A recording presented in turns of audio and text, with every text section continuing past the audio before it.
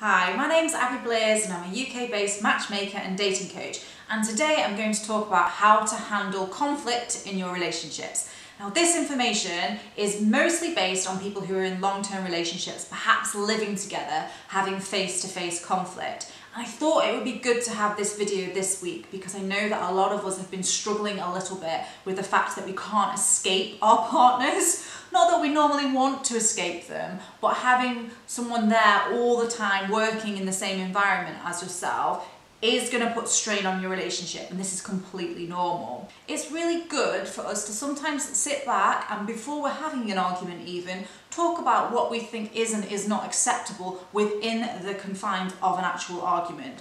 Naturally, sometimes things do go a little bit crazy and the argument can spiral, but what we're working towards is becoming someone who has healthy confrontation within our relationships. Healthy confrontation in your relationships is a wonderful thing because it means that you're able to work through things together, and it means that you're both able to express yourself in a really honest, authentic way.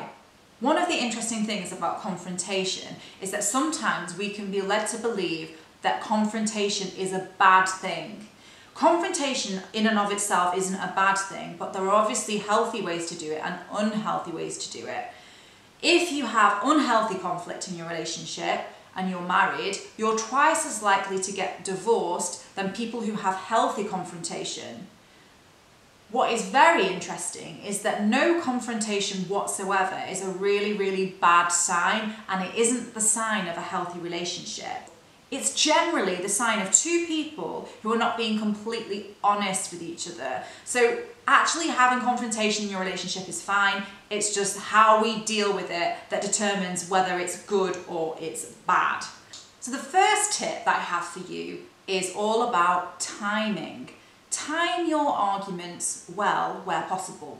This isn't always possible because sometimes we're having an argument in the moment. However, sometimes you may have an issue with your partner that you don't necessarily need to bring up there and then, that you can bring up at a time that is more suitable. So if your partner's just walked through the door from work, is clearly very tired, and you want to talk to him about the fact that he doesn't do any laundry, just plucked that idea out of thin air, the best time probably isn't at that time when he just wants to come home and relax. So it's good to get your partner when you know that they're in a good headspace. This isn't so that you can go, you're in a good mood, let me destroy this. This is just so that if someone's already anxious and angry and stressed, they're much more likely to take the argument or the confrontation the wrong way. My second point is when you get into a very heated argument, have a rule in place ahead of time that you take 30 minutes to separate and calm down. 30 minutes is how long it takes for the brain waves to settle, for the adrenaline to drop, and for you to be able to re-enter the situation in a headspace that is much more rational and logical, as opposed to very, very emotional, very aggressive. It can be a really good thing to just take 30 minutes. Doesn't need to be longer than 30 minutes. You want to still address the issue, but you want to address it from a calmer space. My third tip is to lose absolutes. Now, absolutes are anything that make things sound like fact and are very final, but might not actually be facts. So, for example, you never do the dishes, or you always disrespect my mother. There will always be a time, there will often be a time when that person hasn't disrespected your mother, and then they will maybe be able to argue back, actually that's not true, and you don't really get to the crux of the issue, which might be that I sometimes feel that you're disrespectful to my mother when you speak to her in this way, and I wondered if we could maybe work on why you're speaking to her like that and what we can do moving forward. That's better than an absolute, which is very final, very facts orientated, and yet isn't a fact, so is essentially a bit of a lie. My fourth tip is to seek to understand your partner's feelings. Sometimes we can be quite dismissive of a person's feelings because we just don't really understand what the big deal is. Like, so what if you didn't do the laundry? Why are you getting so emotional about this? It doesn't make any sense. You're completely irrational. You're crazy. That kind of attitude is really, really unhealthy because ultimately you should see that your partner's upset about something and you should seek to understand why they're upset. What is it about you not pulling your weight that makes that person feel so hurt?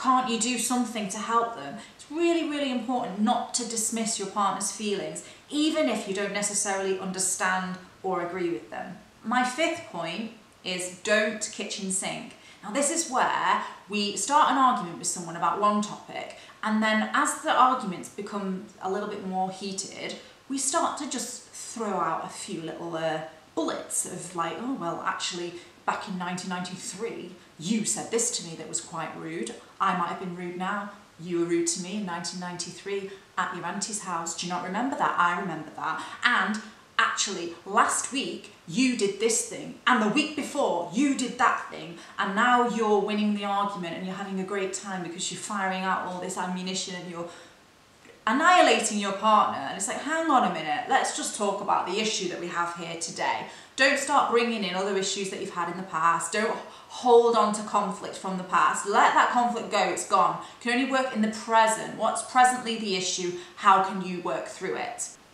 My sixth point is to refrain from making assumptions. Sometimes we do make assumptions because we know our partners really, really well. What we don't know is every single thought that runs through their head. So don't start finishing their sentence or assuming that they're about to say one thing. If you're thinking that they're saying something and you're like, that's really shocking that you're saying that, ask them for clarification and ask them, did you really mean what you just said when you said this thing? Or I feel like I'm a bit confused. Can you rephrase that? That will help you to gain clarification about what's actually going on. It's much better to assume that we don't understand than assume that we do and get it wrong.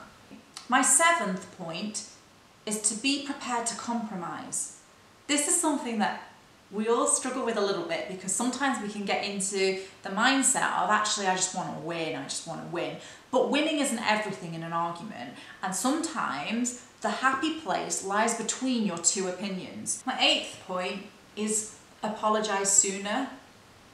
I have a habit of sometimes knowing that I'm wrong, but I'm really like angry inside and my ego just doesn't let me apologise just yet. Sometimes what's good is to take your 30 minutes apart and think about what it looks like from your partner's perspective and what you may have done wrong. Sometimes we have to see things from their perspective, and sometimes we have to hold our hands up and give a truthful, honest apology. I'm not saying apologise when you don't mean it. I'm not saying apologise just to make life easier for yourself, but certainly take account and credit for your part in any argument that you do have. There are 6 things that make up a really great apology, and I'm going to cover that in next week's video. The 9th point is to never have an argument when you're in your bedroom. You should never get into bed and then as your partner's just drifting off, just sort of like comment on something that's an issue, and then it just escalates into an argument. Your bedroom should be there for sex and relaxation and not anything else. So it's better to keep your confrontations limited to outside of the bedroom, preferably in the daytime when you're both feeling quite chilled, not just before sleeping. And my final point won't be popular with everybody because sometimes it's quite difficult to do this, but if you can work towards putting this into your strategy for arguments, it's actually really, really helpful. So at the end of your argument, hug your partner. If you're in love with someone and you hug them, it has a really powerful effect on the physiology of your body. That's when we get that lovely oxytocin running around our bodies and we feel bonded to our partners. And we're also taking in their smell. So have a hug, stay there, sniff in your partner, sniff your partner, sounds a bit weird, right? And just take a moment to remember that this person loves you and you, assumedly, love them, and that you only want the best for each other. If you're both willing to look at things, you can fix your relationship. So thank you so much for watching today. If you've enjoyed this video, please like, comment and subscribe, and do get in touch with me if you have a topic that you want me to cover. I'm really, really open-minded about what I do on these videos.